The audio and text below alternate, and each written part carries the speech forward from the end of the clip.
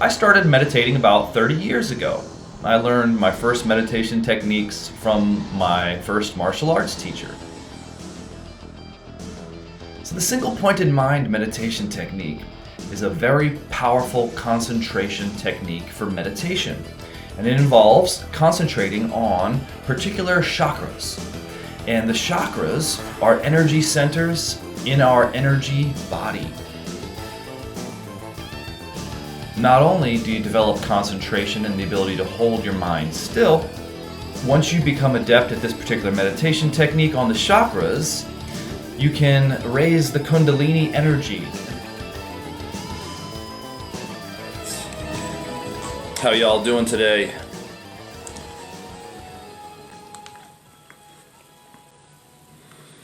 I like to listen to some music to get in the mood. Depends on what kind of music it is, depends on what mood you want to be in. But music is a very powerful force to put you in the mood for specific endeavors. Music can evoke emotion, and it's emotion that brings us to a higher level of consciousness. Emotion is a feeling. It's an energy. It's a frequency, and our emotional body, our energy body, or subtle physical body, whatever you want to call it, is the next body. It is the body closest to our physical body, also known as the astral body. This body is actually in another dimension, and when we focus on that body, via focusing on the chakras, we actually tune in to that astral dimension. We tune in to the fourth dimension. Excuse me. There are many different levels to the astral plane. I'm not a big fan of recommending things like astral projection because there are many different beings and planes within the astral that aren't necessarily very good places to be. And just like in the world, in the physical world, you can live in a great neighborhood, beautiful energy, and then there are some dangerous areas, not so good neighborhoods where unfortunately there's a lot of crime, etc. And so the astral plane can be very similar to that, in that there are very, very high, beautiful, in the highest beautiful spectrum, range of the astral plane, very beautiful emotions. This is where the heart chakra and throat chakras are, or give us access to. But then there are the lower dimensional aspects of the astral plane, and this can be a very dark place where many different unhappy beings exist. So it's a good idea to not just jump right into the astral plane with things like astral projection, and focus on the higher range of the astral plane, which you can do when you do this meditation. When we focus on the heart chakra, for example, we are tapping into a very high range on the astral plane. And the astral plane is something that we interface with on a constant basis. When we dream, we go into the astral plane. The astral body, the energy body, is something that can travel. It's something that can disassociate slightly from the physical. When we sleep, our astral body actually can disassociate slightly. You ever get that jarring sensation when you just fall off to sleep and then you're jolted back to your body? I know that was very dramatic, but the idea is that that's actually a real experience where your astral body is being pulled back to your physical body. But I say all that to say that we don't necessarily focus on the astral plane. We don't necessarily focus on astral travel if you want to be successful in meditation. Meditation is about going to the planes of light. What are the planes of light? As you may or may not be familiar, we live in a multi-dimensional world. And let me kick this off. Welcome back to day 29 already of the 30 days to raise your frequency. Yes, my friends, we are coming to an end. One more day, 2 more reps. And the question is, will you continue? The question is, will you continue meditating with this technique? And I highly advise that you do, because it takes a certain amount of time to master it. You're just scratching the surface with these 4 weeks of training. Now, granted, if meditation is something that you've done before, this technique may come easier to you. It may be somewhat familiar. We're talking about single-pointed mind. It's an exercise of your concentration ability towards meditation. And meditation is a word that we use for this particular practice. But within the practice of meditation, there are many different stages and steps along the way. And the mistake that a lot of newcomers to meditation make is they avoid the work of concentration.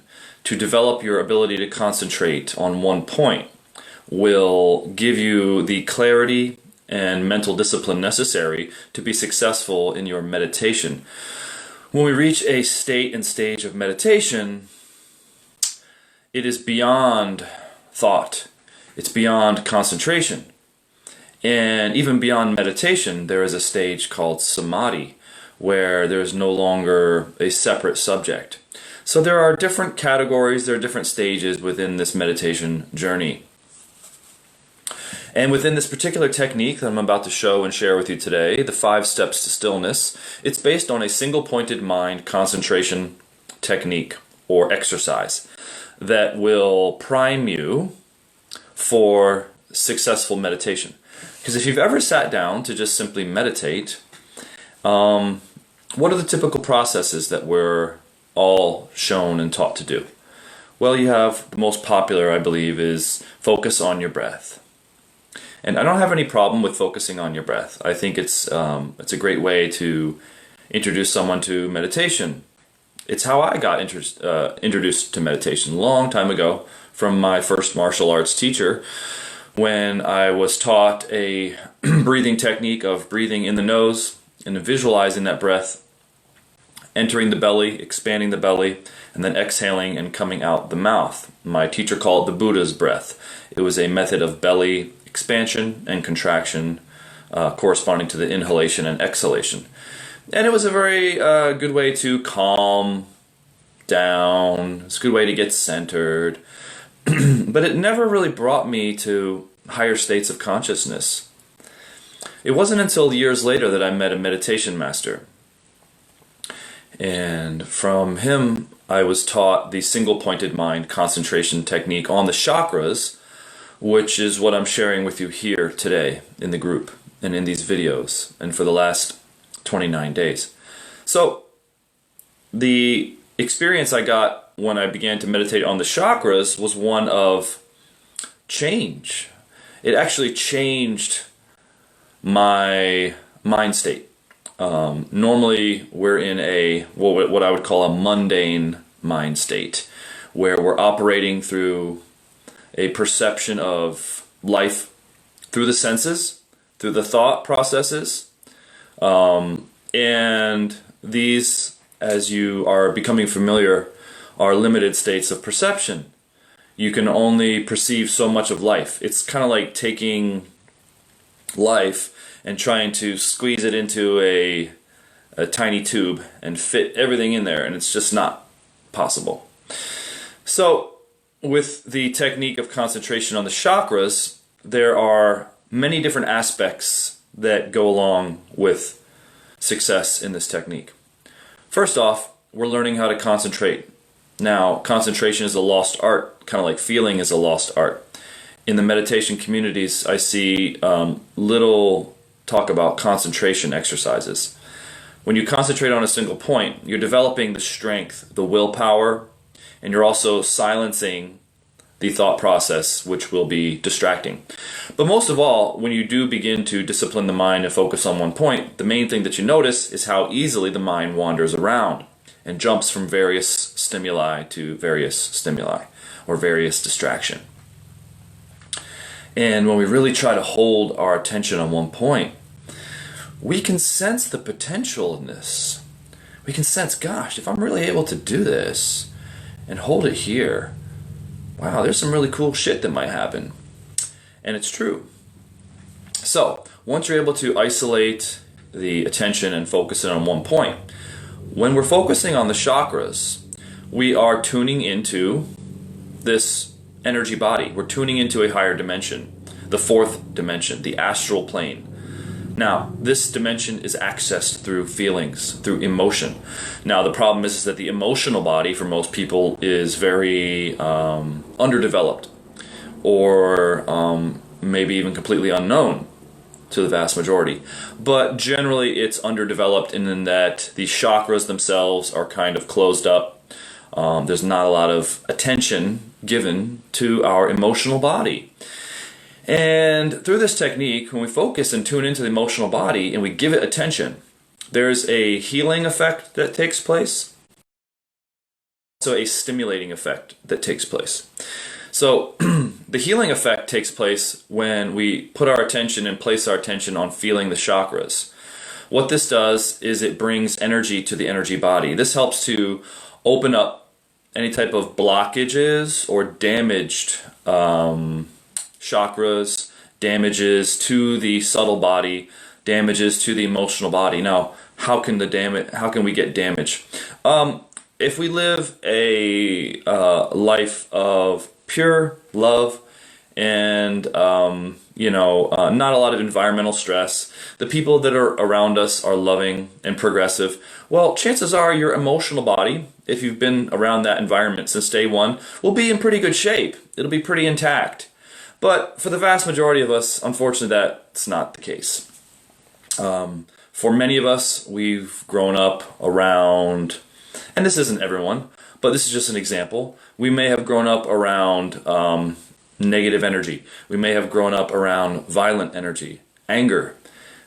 People who did not control their emotions and projected their emotions onto us. Well, our natural reaction is to do what? When we're projected again with negative or anger, is to block, is to contract, is to push away. And over the years of our development, our emotional body becomes very blocked because we are literally shielding ourselves from the negative, angry, aggressive, violent energy that the world can sometimes be an example of. And what this causes is our emotional body to kind of shut down and become numb. We don't focus on it, and what you don't focus on, if you don't use it, you lose it, right?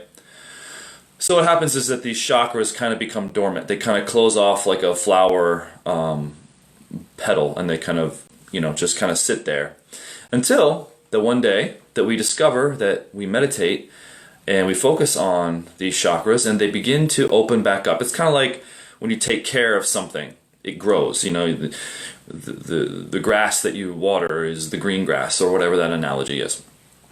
When you take care of your garden, the flowers will grow. But the seed that you plant is the concentration. We must concentrate on the chakra first. And by concentrating on the chakra and feeling it, the flower opens. And it just takes some time. It takes some practice.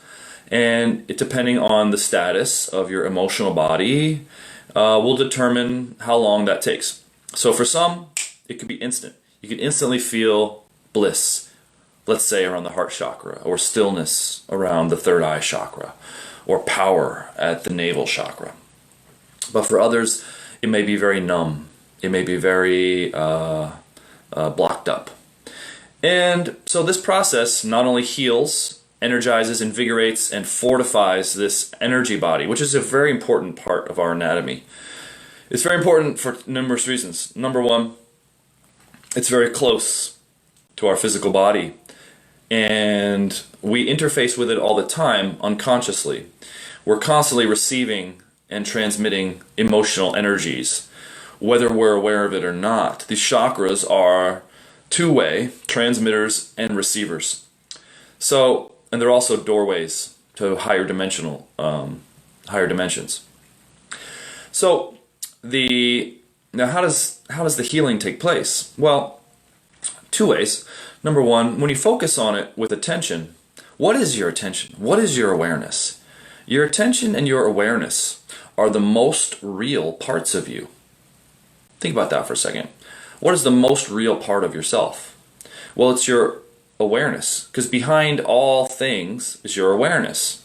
You could say behind all things is consciousness, but when we talk about our own ability to move our attention to different objects, this is more of a concentrative form of attention, a concentrated form of awareness. So when we focus on that chakra, we're bringing our own attention, which is the most real part of ourselves. And if it's the most real part of ourselves, it contains the totality of life. But it's hard to focus on your own awareness point. If you've noticed, it's like, do I have another awareness point to focus on my awareness point? And when, it gets confusing after a while. And this is the paradox that is overcome in step 5, in surrender. When we actually let go of our own concentrative ability and we surrender to the consciousness that is, that's when we discover, that's when we realize. It's like an aha awakening moment. Or maybe it's just a subtle merge. Maybe it's just a subtle dissolution, dissolving into, and a presence becomes apparent that was there, but we just didn't notice before. So there's many different ways we can encounter this experience. So just by focusing on the chakra, it stimulates healing, it stimulates opening, because our own attention is the seed of life. Our own attention is kind of like life itself, the truest part of ourselves, the most real. So the second aspect is that when we focus on the chakras, we're actually stimulating and raising what's called the kundalini. We're arousing the kundalini energy. And this kundalini energy is really where all the good stuff happens. The kundalini energy is the energy of life. It's the energy that's released in fission, fusion. And it lies dormant. It lies latent, resting at our root chakra. And so that kundalini energy is aroused when there is a sufficient reason for it to be aroused. Otherwise, it's got no reason to wake up. But when it does wake up and it rises to the point where we're concentrating at, what this does is it actually heals. It actually transforms. It raises our frequency, it raises our energy, and it raises our ability to perceive on higher dimensional planes and higher planes of consciousness. So the kundalini energy is the power of life that actually awakens an individual. So we talk about awakening. What is awakening? Well, you can imagine when you're sleeping, there's not much energy going on, right? This is why when we're tired, we go to sleep. Okay. But when we're awake, there's a certain amount of energy that's rushing through our bodies, rushing through our beings. And so this energy, as it moves, as it rises, moves through the various chakras, and the chakras are related to various dimensional planes. And each dimensional plane is a life stage. Most people's kundalini is very locked up in the root chakra, which is related to survival, which is priority number 1. Once you've got survival, then you've got reproduction and power, and then it jumps. Love, communication, seeing, knowledge, wisdom, enlightenment. So this is the life path. This is the spiritual evolution that takes place when the Kundalini is aroused. As it rises, the Kundalini itself transmutes, transforms, becomes more refined. Each chakra is like a transformer station. In that as it passes through various chakra stations, it awakens a new dimensional perspective within our being.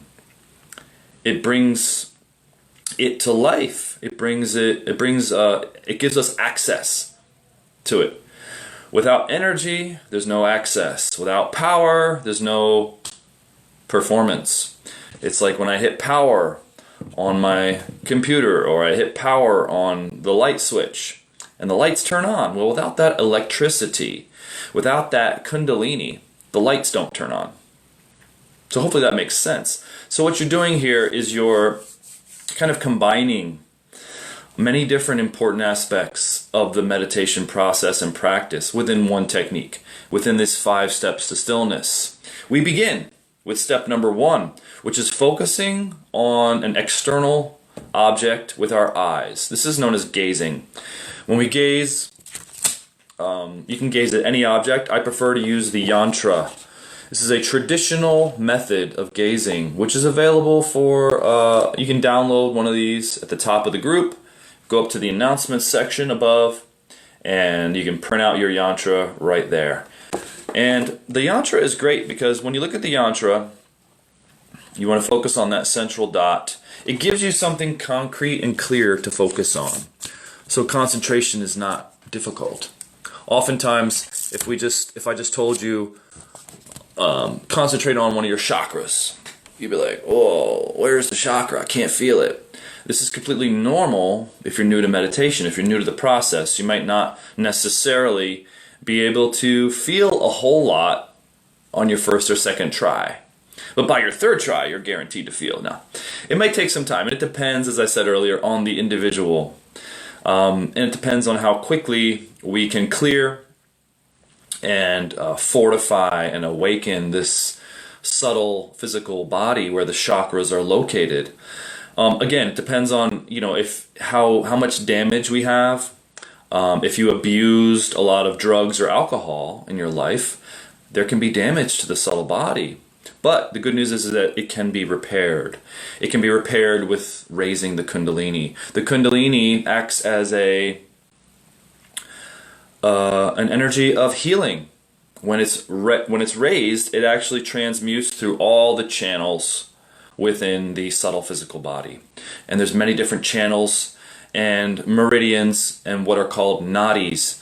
And these are very similar to your cardiovascular system and how blood is carried through many different veins, capillaries, and arteries. Well, the chakras are very much like that. Or you could look at it as your nervous system, how the brain, spinal column, and all the network of nerves moves out through the body. Well, the chakras are aligned along the spine for good reason. This is our central channel. This is our center. So when you're sitting and focusing on your heart chakra, for example, or your third eye, or your navel, whatever, you want to feel them in the center of your being. You want to feel that there is because oftentimes, if you've noticed, if you tried this technique, you might feel like off-center sometime. Like, why do I feel like I'm looking over here? And we need to erase that. Why? These are part of the perceptual blocks, the habits, and the tendencies of our attention that I talk about here constantly. So what the single-pointed mind technique does is it breaks us out and retrains the mind to not be stuck, to not be attached in our perceptual tendencies. And it's our perceptual tendencies that is what we are suffering.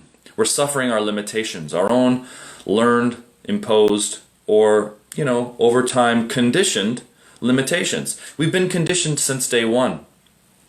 Conditioned by the people around us, families, societies, cultures.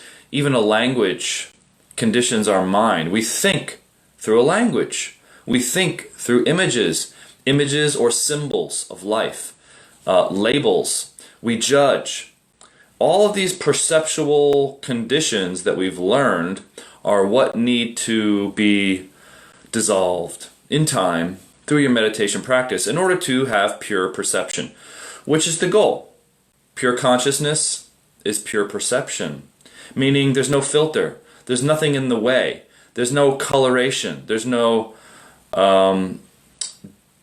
distortion, there's no modification, there's just direct experience. And then when you have the direct experience of your own being, you have the direct experience with the being, the total being, the whole. Because you are part of the whole. You are a reflection of the whole. As I say often, you're like a tree. A leaf has the same image of the tree. The leaf is the baby of the tree. Or you look at a seed, and the seed form contains the entire blueprint, the entire image of the tree. Where is it? Is it in another dimension? Is it programmed in the DNA of the seed? In the RNA or whatever? And it's like instructions on how to replicate. So within us, we have a seed. We have the seed of life within our very being. And when we concentrate, we are literally planting the seed, because our own concentration is our own controlled attention. And we seek to go from control to surrender, from concentration to consciousness. So you have to come from where you are to get to where you want to go, from point A to point B. Typically, we whip out our phone and go, I want to go to 1112 63rd Street in the city of whatever, in the land of wherever. And then our GPS takes us there. Well, this process is like a GPS in that we need a path. We need a pathway. It's sometimes difficult to just be there immediately. As human beings, we like to read. We like to learn. We like to take our time. We like to know that there's a pathway that we can take. Because some of us like to take a long path. And some of us like to take the short path. And for those of you who like the short path, well, you're in luck, because this is the short path. Kundalini meditation on the chakras, single pointed mind meditation, is the short path to enlightenment. Now, does that guarantee that you're going to become enlightened in this life? Of course not.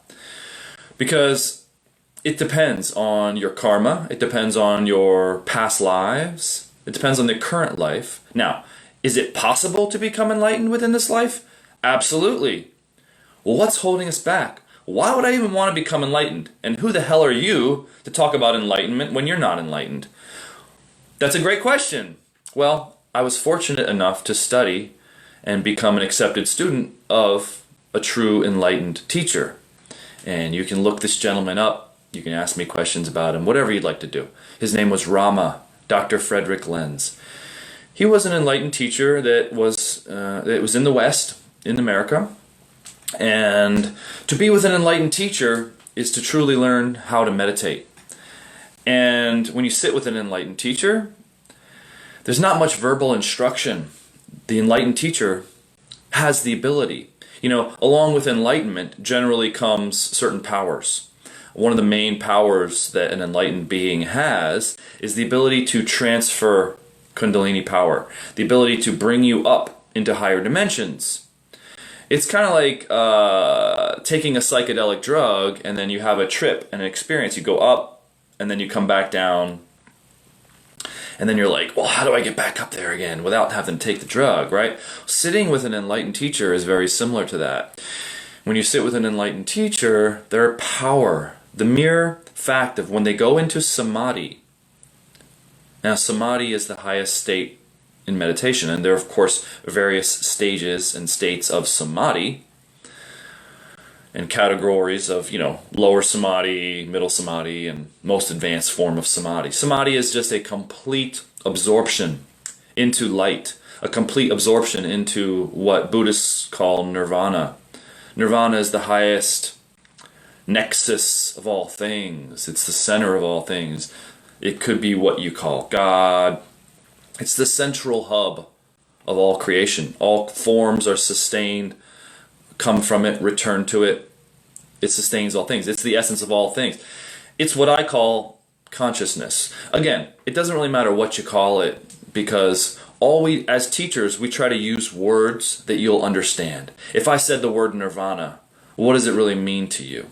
But if I say the word consciousness, you kind of have an understanding of what that means. And I believe it's important to not talk in code or words that are just handed down by traditions. We need to translate into modern terms what exactly we're doing here so that you understand, have a better understanding, or at least the best understanding that I can provide and you can grasp. So when we would sit with Rama, there's really no words to describe it. And there were no words given.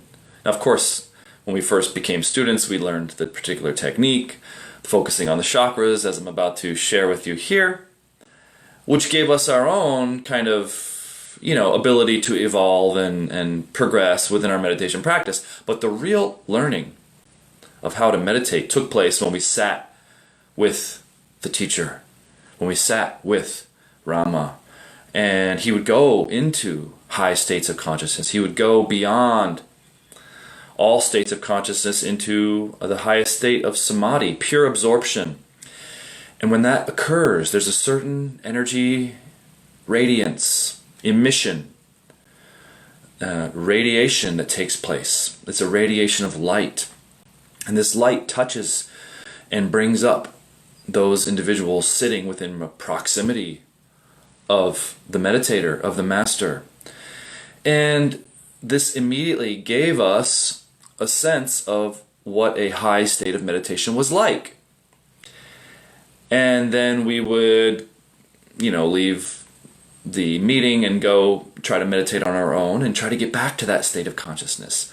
And as we reached the highest point that we could get to, we would then meet again and go sit with the teacher, sit with the master, and we would be brought up higher.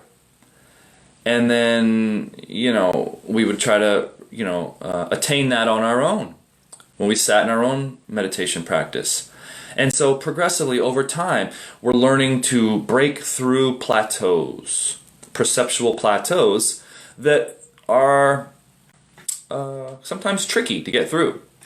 Because oftentimes we'll reach a plateau in meditation, and you're kind of like you reach a plateau in your workouts, and you know what you're doing. You can sit down, you can kind of gain a certain result that you're used to gaining, but you kind of get stuck there. You kind of reach a comfortability point that you never get beyond. Well, this is the purpose of having a teacher. This is the purpose of having a guide, a mentor, a coach, whatever it is. Why do athletes have coaches? Why do even the most elite athletes have coaches? You'd think, well, why does someone like Michael Jordan or LeBron or whoever your favorite athlete is still have a coach? It's absolutely human nature to become comfortable. If we don't have someone to push us to the next level, it's very easy for us to become complacent and just be satisfied. And, there's nothing wrong with that.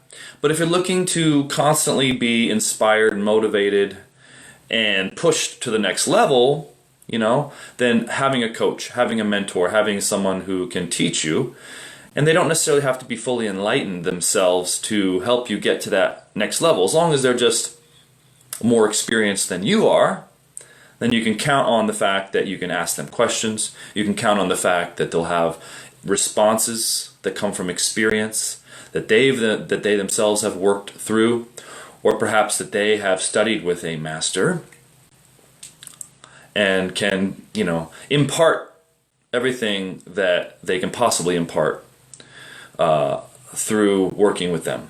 So that's the process. That was the ancient traditional process. You would go seek a guru. You would go seek an enlightened master, the highest one you could find, if you're truly interested in meditation. And you would sit with them.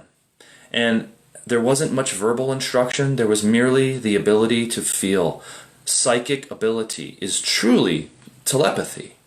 The ability to feel and sense what the enlightened master was doing as they were reaching higher consciousness, as they were going beyond the self, as they were joining, which is the true meaning of yoga, to join, to merge, to dissolve into light.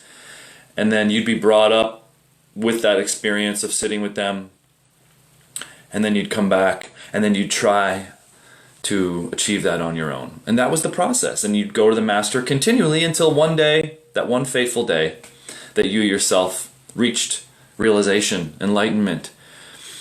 And then, the teacher was still valuable because, if you're new to enlightenment, there's no end. It's not like you just stop at enlightenment. There's obviously an infinity out there, the eternality. There's no end to our spiritual evolution, but there's certainly signposts and stages that we can reach, and which we call epiphanies, realization, enlightenments. There's minor enlightenments, and then there's major enlightenment. And so these are all classically defined in a lot of the yogic sciences and a lot of the Buddhist texts, traditional Buddhist texts.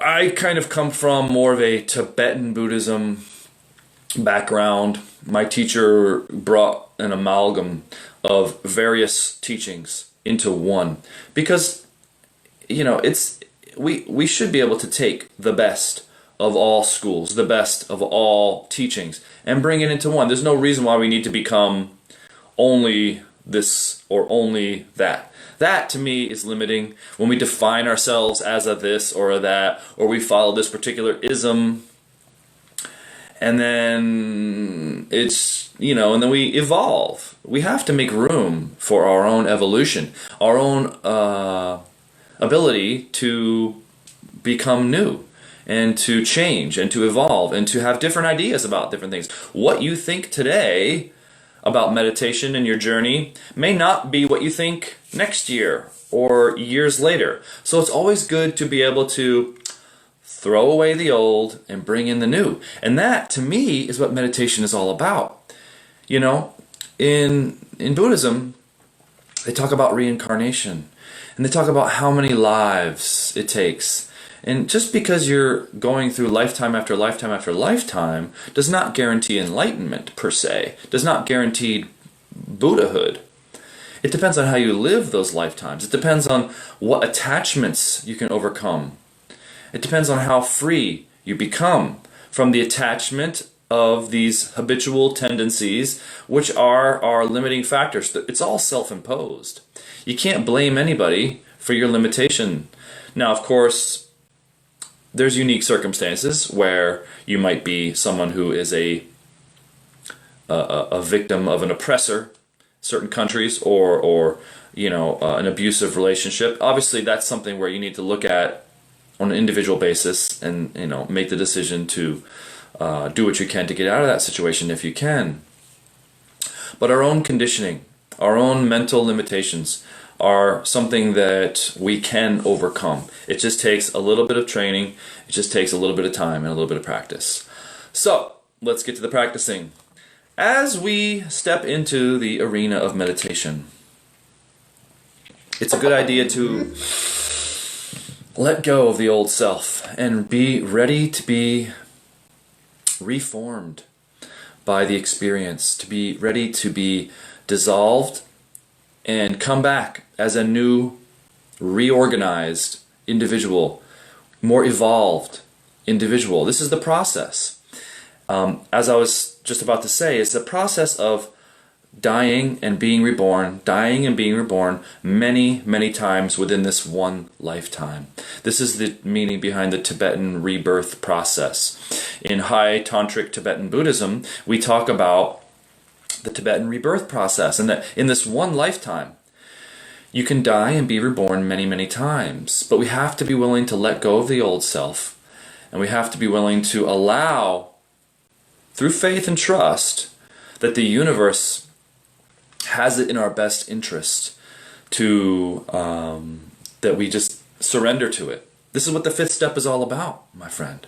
Surrendering to the universe, if that's what you want to call it, or consciousness, the most pure high state in existence. Knowing that it is the most intelligent. Its intelligence is vast. And obviously if it can create all of this and sustain all of this, then, it's probably in our best interest to trust it and know that we'll be coming back safe. But you have to be able to let go in order for this process to occur. This is the metaphorical death process. This is the ego death. Every time we meditate, if we can achieve this, then it's been a good meditation. So it takes a little bit of trust and faith and the ability to let go and surrender. So let's do it, shall we? 5 steps to stillness. Now, let me pull up my music. And in a few short days, I'll be announcing more information about my private group coaching program that I'm going to be calling Concentration to Consciousness. It'll be a community where, I kind of come on and talk about meditation, answer any of your questions. I'll probably do a daily video like this where I come on and do a guided meditation. We'll have like a Zoom call where we do a group coaching call once a week in a private Facebook group setting, and it's going to be $30 a month. It's a typical subscription fee for a membership. And, because I feel that I'm providing a lot of value for you guys and I can help you on your meditation journey. And if you feel that that's the case, then please join the group. I think you'll love it. And it's a month-to-month subscription. So, once you become enlightened, you can cancel the subscription and, start your own group, which is what I highly recommend. This is why I got into meditation, people. I want to help you become a meditator so that you can help others learn how to meditate too one day. Wouldn't that be awesome?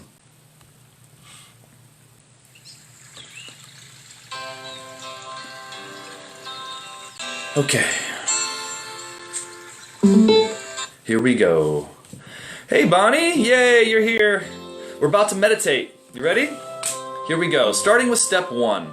Now, hopefully you've got your yantra printed out, but if you don't have the yantra printed out in front of you, have no fear. You can just listen to the music for step number 1. For the first song, if you just listen deeply, you'll be exercising your single-pointed concentration. But for those of you that have the yantra set up, you know what to do. Let's begin. Sitting up straight with a good posture, whether you're sitting in a chair or seated on the floor. Take a big deep breath to begin.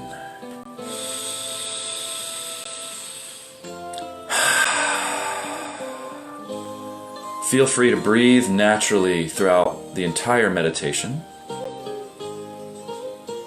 With an open-eyed concentration on the central dot of the yantra, we begin to focus like a laser, like a heat-seeking missile, holding that central dot in our sights, in our aim, unwavering, complete focus and attention on that central dot. Nothing else exists. Forget about everything else.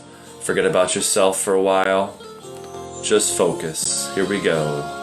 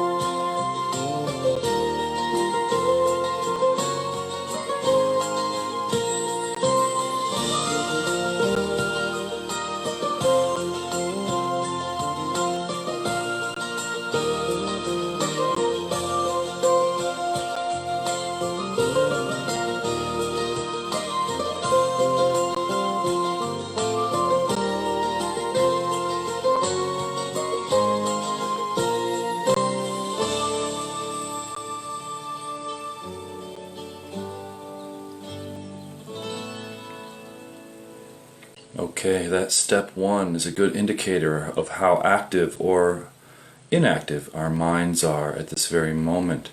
So we know what we need to do next in terms of focus and concentration. Moving on to step 2, now that we've warmed up, we're going to close our eyes. Take the fingertip and place it about an inch or two below the belly button. Press gently into that spot. This is the navel chakra area. The location of your navel chakra in your energy body corresponds to this area. Bring your attention to the feeling of the fingertip pressing into that spot.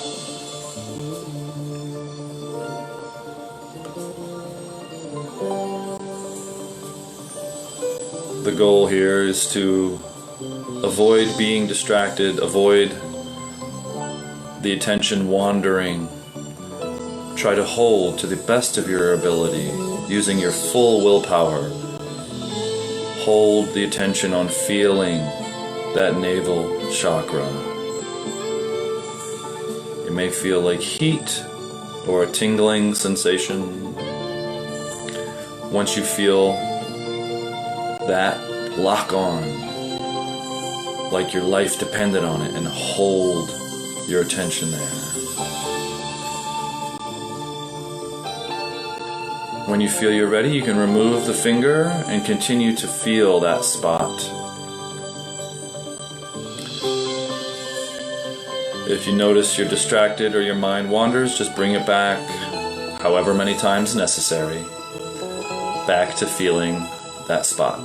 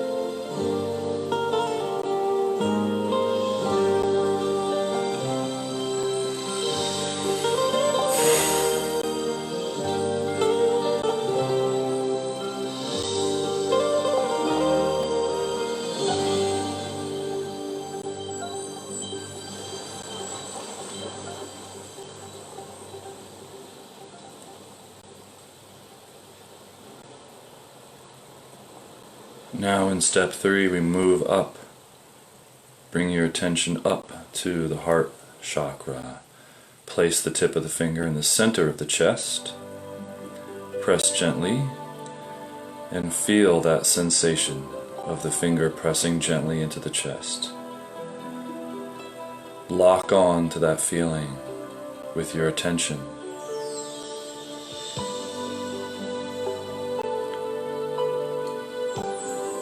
Now we are rising up the dimensional spectrum. The ladder, the lattice of light. The energy around the heart chakra can feel like the energy of love, bliss, joy, happiness.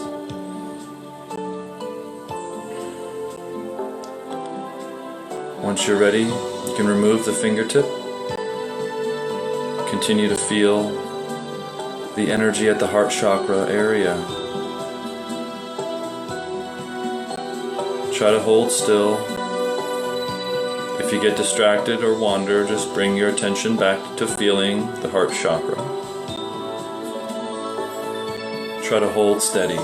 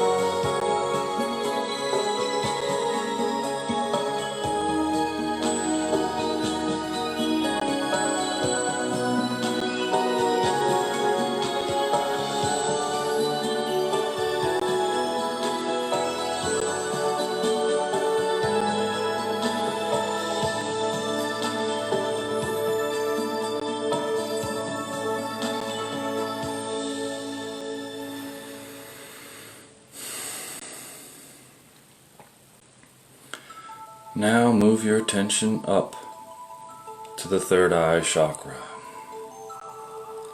Place the fingertip between the eyebrows, slightly above, about an inch above at the forehead. Press gently.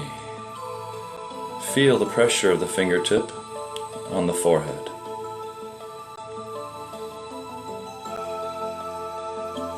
Bring your full awareness, your full attention to that spot, to the exclusion of all else. And hold. Feel that spot.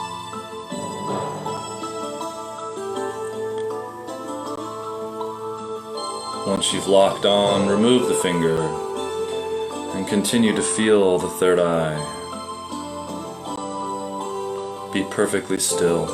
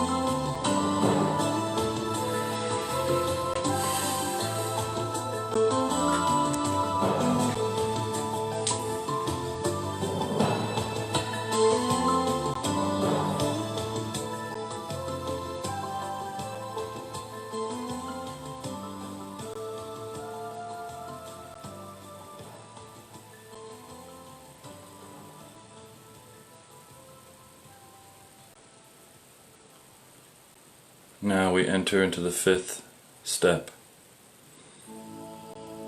Surrender. Release all control. Release all concentration.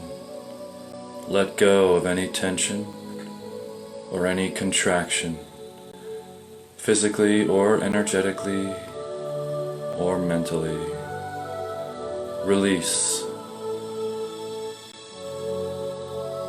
Continue to keep releasing into stillness, into the light. Let go and be still.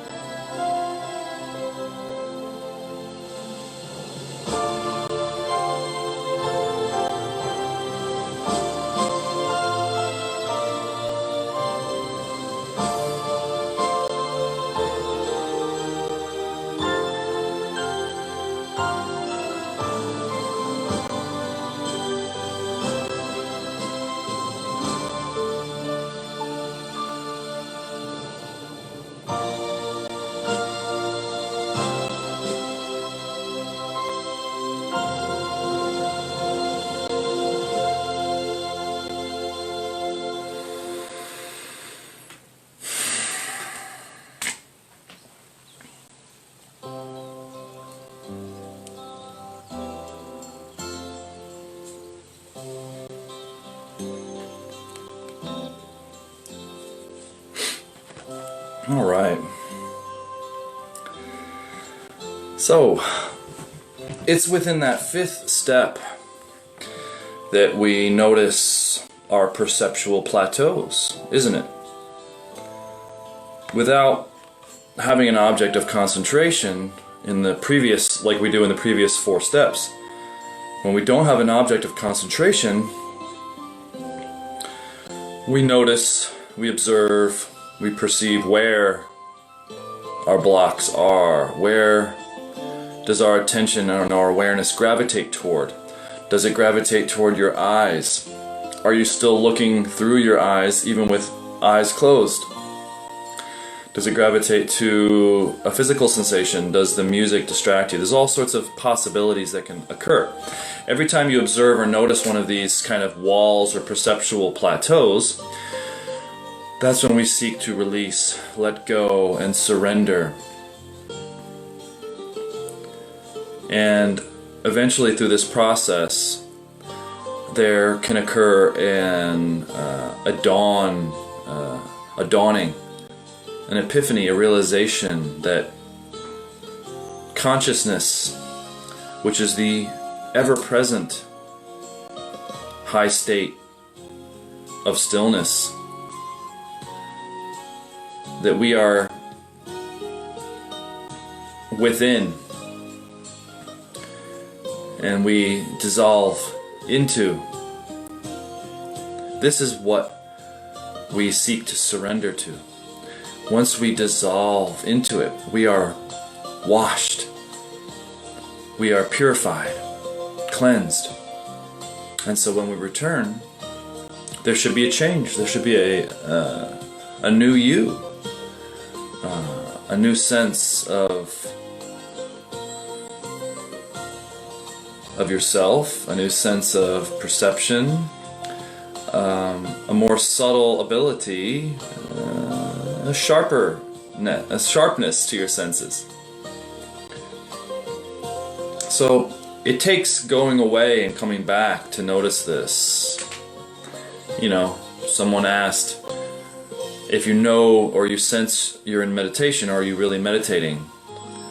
Well, there's many different levels to meditation, to where when you're meditating there still could be a subtle sense of self, a subtle sense of perceiver that becomes more and more subtle until there's no more sense of self. Now that obviously occurs within the highest states of meditation, but it's when we return afterward that we notice the changes. We feel better, we feel lighter, we feel clearer, we feel more calm, pure. And now that we've got this experience, this is when our mindfulness practice begins. I don't talk a lot about mindfulness because I'm a big believer that if you meditate well, that your mindfulness will be taken care of. That it's essential to have the meditative experience, to have that experience of going beyond and then returning, in order to know, in order to have an idea of what mindfulness is even all about. So now that we've reached that higher state of consciousness, that calm, that poise, that grace, that flow, now to maintain that throughout our daily activities, our doings, our tasks, work, play, interactions, that's the practice of mindfulness. That's the key to mindfulness, to remain in this presence, this moment, to stay within the moment, to not get caught up in thought, to not get caught up in worry, and to, as best as we can, during our activities and our tasks, our hobbies, our work, our play, our interactions, remain in this state of presence, remain in the moment, and remain engaged in whatever task we're doing.